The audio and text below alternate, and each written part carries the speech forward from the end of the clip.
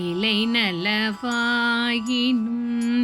எட்டி பழுத்தால் குலை நலவாங்கனி கொண்டுணலா முலை நலங்கொண்டு முறுவல் செய்வார் மேல் விலகுரு நெஞ்சினை வெய்து கொள்ளீரே. எட்டி மரத்தின் இலைகள் பார்க்க அழகாக இருக்கும். அதன் பழங்கள் பழுத்துவிட்டால் குலை குலையாக அழகாக தொங்கும். அதற்காக அழகாகவும் சாப்பிடுவதற்கு சுவையானது போலவும் தோன்றும். எட்டி பழத்தை பறித்து சாப்பிட்டு விட்டால் உடனே அதன் விஷம் உயிரை கொல்லும்.